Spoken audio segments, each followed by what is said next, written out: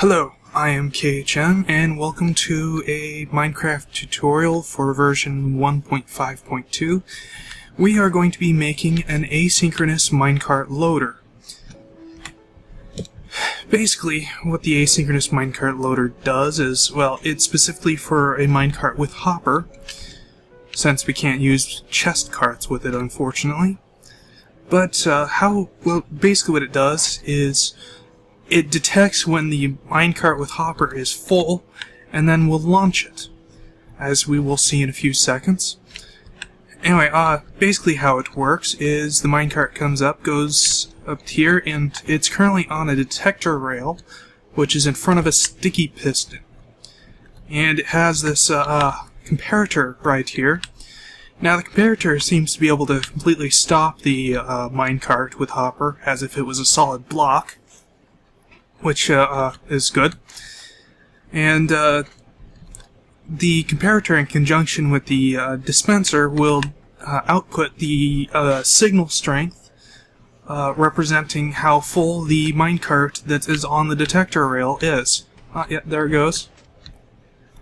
As you can see, it's detector rail. And this here allows us to reduce the size of it by subtracting all but 2 blocks from the redstone signal. Yeah, you can probably tell that it's 3 blocks, but that's only because the first one doesn't really seem to count. So, yeah, when the redstone signal that is being input is equal to or greater than this signal here, which only happens when the minecart is completely full,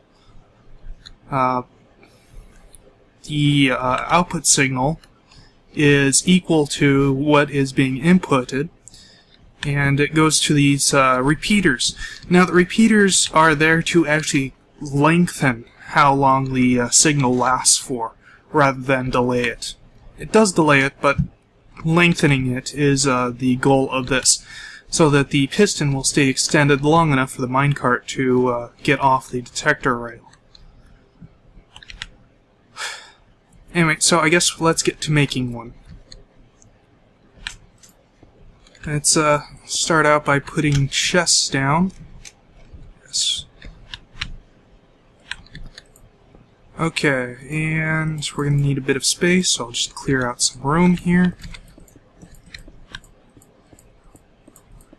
Okay, now let's get ourselves the detector rail.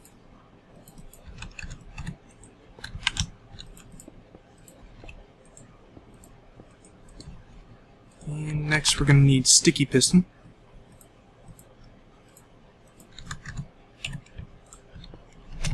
Alright, yes.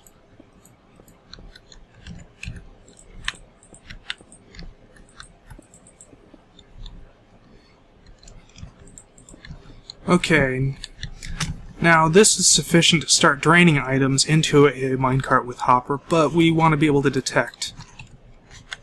So, comparator there detects. Comparator there allows us to reduce the size. And let's see, okay, just need 3 here. Now, this mode is important. This mode will give us a slightly different result. Actually, it might be short enough that it won't, but whatever. We'll just stick with this. Get ourselves a couple of repeaters here to increase the amount of time that the piston is extended for. Some redstone. And a lever there gives us a nice static value to compare it to. Alright, now over here, that block is very important. If you don't have that block there, then when the piston extends, it breaks the detector rail. So need that block there, and we also need another detector rail because I was dumb enough to actually do that on camera. Okay, and put a regular rail over here. The type of rail really doesn't matter, but in survival, regular rails are cheaper. So do that. That will allow, well, that'll cause the detector rail to be angled when it gets pushed onto this block here, allowing the minecart to slide off it in this sort of a direction. Try that again. There we go. That there. That there. Now this rail can probably be put off and a little bit further on, but since we're going to be putting a switch here, it helps. Anyway, so let's get ourselves some regular track. We don't need a bucket of water, so we'll just replace that. Alrighty then, and we wind up with this loop sort of thing. Now, let me think here. How is it that okay. This is where I start. No, over here. Okay. That just simply takes it over to there. Do that. Put a switch here. There we go. Alright. Yeah, that's pretty much it right there. Not a whole lot to it. Actually, I'll just flip that there. So, now we just go ahead and put our minecart with hopper down. Yeah, let's put this there so it doesn't get stuck. Alright, let's test it. Perfect. And now let's go ahead and put ourselves some items in there. Into the... I wonder if I can do this. No, I can't. Okay.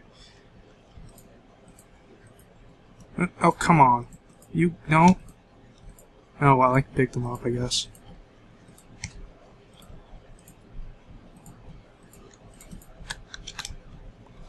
Okay. Once filled, the piston will extend. The detector rail will suddenly have an angle to it, which will tip the minecart off onto this powered rail here, allowing it to go off on its journey. Now, this switch here is mostly for testing purposes at the moment. If we want it to go off onto its journey, we'll just flip that there, and it will suddenly go straight. For the time being, we want it there. And if it's just one item less, you'll notice that it does not go. And when we put that one more item in there, voila. And just to prove that it will take items... Oops. Oh, that wasn't good. Okay, that was simple. Just prove that it'll take items from this chest.